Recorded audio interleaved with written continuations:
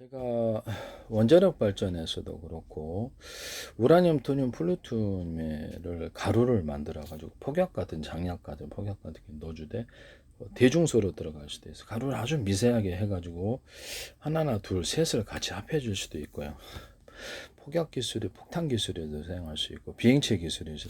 비행체 이제 가루를 갖고 다니면서 미세한 가루로 그것을 이제 살짝 끓여가지고 액상화 시켜가지고 이제 분사화 시켜주시는데 온도를 이제 반응하도록 하지 않기만 하면 되거든요. 우라늄 단독으로 살짝 이렇게 폭발하지 않을 정도로만 끓여가지고 그것을 액상화 시켜가지고 가스화 시켜서 그것을 하면은 엄청나게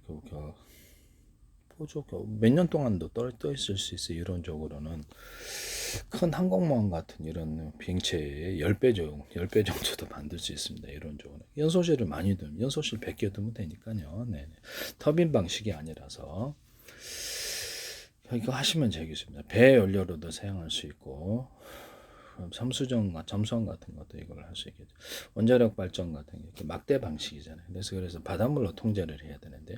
가루나 이런 것을 액상화 끓여갖고 액상화 시켜서 가스화 시키는 이런 장치를 만들거나 가스로서 하거나 우라늄이나 토륨, 플루토늄 단독이나 둘, 셋을 합해서 할 수도 있어요. 이 방식을 쓰시면은 작은 이렇게 보일러 통이다. 그러면 100개, 1000개를 모듈로 만들어 큰 보일러로 옮겨갖고 살짝만 끓여주면 되거든요. 그걸로 이제 전기 발전한다. 이게서 원자력만 그런 게 아니라 화력 또는 이렇게 석탄, 석유, 가스 발전할 때도 쓸 수 있다.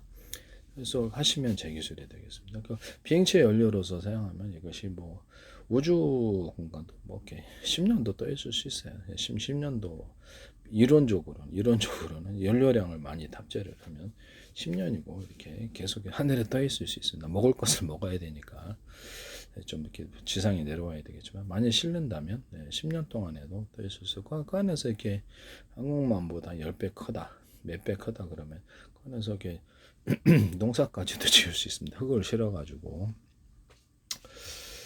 뭐 이렇게 동물도 기를 수 있고 통조림을 잔뜩 쌓아놓고 먹을 수도 있고 그래서 이런저런 몇 년, 10년도 또 있을 수 있다 이런 방식이면 제가 이걸 말씀을 드렸었는데요. 미사일에도 그럼 이걸 해가지고 기존 미사일에 딱 이어서 안에 이렇게 우라늄 가루 이렇게 토륨, 플루토늄 이렇게 단 하나, 둘, 셋을 이렇게 끓여가지고 가스화 시킨 다음에 그걸 비행체 연료로 무한히 공급할 수 있거든요.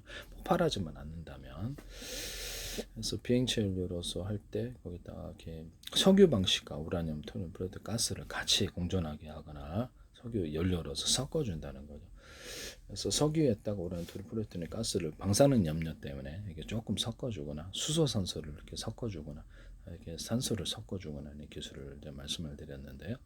하시면 제 기술이 되겠습니다. 공기 탱크 방식으로 이렇게 여러 각도에서 이렇게 각도를 이렇게 여러 각도에서 빨아들인 공기를 꽤 많이 빨아들일 수 있어요. 터빈 방식이 필요가 없습니다. 그래서 열 군데에서도 빨아들일 수 있죠. 그래서 공기 탱크의 압축 비율을 마음대로 조절할 수 있고요. 이거는 이제 비행체 사방의 전면에 압축 공기를 내뿜어서 초공동어뢰처럼 이렇게 막을 형성해서 이게 마찰 연료로부터 더 보호하고 이렇게 형성해서 빠르게 자유자재로 움직이는 기술에 해당하는 미사일에도 들 수 있고 잠수정 같은 데도 이 기술을 쓸 수 있어요. 아니면 뭐 이렇게 비행체 주 연소실에서 그 옆에서는 살짝만 조금만 연소실을 그래서 막을 형성해서 이 뜨거운 공기를 이제 불꽃이 안 보이게 할 수도 있어요. 압축 공기를 같이 내뿜으면서 막을 형성해서 그렇게 비행체를 마찰로부터 보호하고 자유자재로 움직이는 기술에 해당할 수도 있다. 그래서 이렇게 하시면 되겠습니다. 수직 이착용 할 때도 이렇게 가변식으로 할 수도 있고 360도로 배치해서 사람들의 양력이 모이게 하고 이렇게 뜨거나 항공모함 같은 데는 이 방식을 사용할 땅을 태우지 않고 항공모함 큰 거는 작은 연소기관에는 공기 탱크 방식으로 작은 연소기관들을 밑에 놔서 수직 이착륙에 다시 사용해야 될 것을 또는 약간 비행체가 좀 작다 그러면 프로펠러 하나의 회전축 여러 개의 프로펠러를 돌려가지고 아래 위에 동시에 두 개 있는 것이 있을 수도 있고요. 그래서 아래만 있는 것이 있을 때, 근데 동시에 그것을 소형 이렇게 연소식으로 같이 공존하게 해서 그렇게 할 수도 있어요. 이런 방식을 하시면 제 기술입니다. 소형 연소실이니까 기존의 터빈 방식은 힘들어요. 제 방식의 공기 탱크 방식 여러 가지. 공기 탱크는 각각 이렇게 제가 비행체 기술에서 여러 군데서 여러분 비행체를 구형식으로 만들어서 앞뒤 위아래 자유로 이렇게 연소실을 둬가지고 큰 연소실과 작은 연소실을 구분할 수도 있고요. 그 방식으로 비행체를 움직이면 잠수정도 이렇게 물 속에서 이렇게 물을 이렇게 이걸 통해서 연소를 통해서 내뿜어서 잠수정도 움직이거나 이런 그런 것을 말씀을 드렸었죠. 아니면 이렇게 어뢰 같은데 위에다가 이 연소 방식을 같이 해서 속도를 빨리 해서 어뢰나 기뢰를 거기 플랫폼에 탑재해서 전파로 깨워가지고 군함 같은 걸 공격한다고 하면 항모함도 공격할 수 있어요. 이 방식이 속도가 엄청 빠르다고 생각합니다. 이 방식을 이렇게 물 위에다가 두줘도 되고 물 아래다가 조금만 내뿜하고 속도를 빠르게 할 수도 있습니다. 하시면 제 기술이 되겠어요. 그래서 뭐 점수정 같은 거 앞에다가 주된 거 초공동을 이렇게 앞에다가 자궁을 넣어서 물을 물리치면서 갈 수도 있고 비행체에서는 공기를 물리치면서 이렇게 막을 형성해서 갈 수도 있고 이거에서 초공동어리에서도 쓸 수 있고 이렇게 잠수정 같은 데서 쓸 수 있고 물 위에 떠 있는 것도 이것도 같이 또 물 아래서 이것을 같이 밀어준다는 그 연소 방식으로 이걸 가동을 하면 속도가 엄청 빠르서 군함 같은 건 필요가 없을 것으로 못 먹는다는 거죠.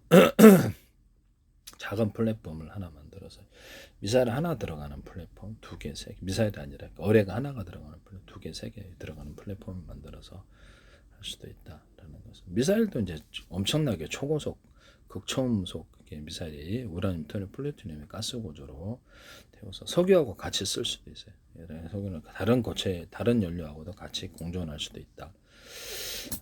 하시면 제 기술이 되겠습니다. 배나 배에 어떤 비행체 또는 자동차 같은 데도 이런 데도 이렇게 수소 산소통을 같이 넣어주거나 공기 탱크 방식으로 바람을 공기를 여러 각도에서 빨아들이면 많이 들어온다 그랬죠. 그래서 그렇게 내뿜으면 거기서 이제 연료하고 공기를 믹서해주는 이렇게 믹서해가지고 혼합해주는 기능을 쓰시면 제 기술입니다. 이게 매우 필요할 거예요. 온도도 살짝 높여주면 완전 연소에 가깝게 됩니다. 비행체, 배, 그다음에 그 열차에서도 쓸 수 있고 자동차에서도 쓸 수 있고 산업기기에서도 원자력 발전, 화력 발전, 이렇게 모든 발전에서도 석탄, 석유, 가스, 공기 탱크 방식을 쓰시면 되겠습니다. 컴프레셔처럼 압축 비율을 조절할 수 있고요. 그렇게 해서 비행체에 이렇게 전면으로 이렇게 내뿜어가지고 사면에 내뿜어가지고 공기 이렇게 수분을 내뿜어가지고 연막을 색깔을 넣어가지고 연막을 감추는 기술을 또 사용할 수도 있다. 싸게 구름처럼 위장할 수도 있다. 그렇게 말씀을. 연막에 그렇죠. 이렇게 연막탄처럼 이렇게 내뿜어도 되고 색깔을 이렇게 넣어가지고 이렇게 위장할 수도 있어요. 밤에도 낮에도 구름처럼 이 기술을 제가 말씀을 드렸었거든요. 네네. 하여튼 이 기술을 사용하시면 제 기술이다라는 것을 말씀을 드립니다. 이렇게 사선으로 연소를 하시는 프로펠 방식 압축 공기를 내뿜는 이렇게 비행체나 배의 무게를 들어올려서 이렇게 무게가 이제 브레이크 역할에 속도가 늦게 된다는 거죠. 자유자재로 공간을 움직일 수 있다. 이것도 쓰시면 제 기술이 되겠다. 이것을 말씀드립니다.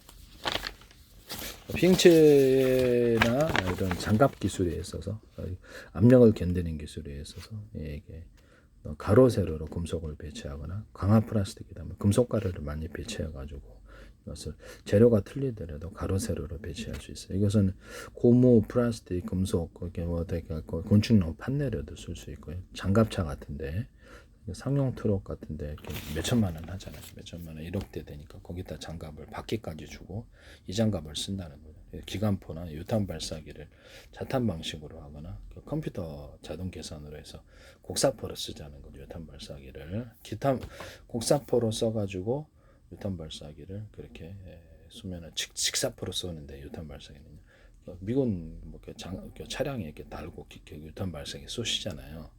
이거를 연달아서 기관포처럼 쏘시는데 이거를 곡사포로 계산했을 때 어느 정도 나가는지 그거를 개조를 해서 컴퓨터 계산으로 해서 곡사포로 각도를 조절해주고 이렇게 하시면 제 기술이 되겠습니다. 근데 이것도 개우 자탄 방식으로 만들어서 드론을 유탄 발사기로 잡을 수도 있다라고 말씀을 드렸는데 카메라를 앞뒤 위아래 이렇게 사방에 둬가지고 카메라 보면서 자동 발사할 수도 있습니다. 기관포나 이런 유탄 발사기를 매우 유용할 것으로 뭐 폭약유 이런 거 쓰면 괜찮다. 비행체나 배에 압력을 견디는 이런 장갑으로 들고 장갑차의 장갑으로도 들 수 있다.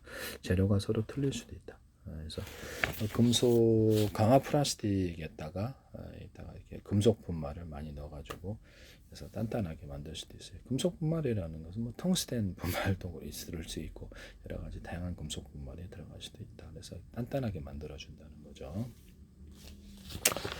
하시면 제 기술이 되겠습니다. 네. 통선은 좀 비싸니까. 네.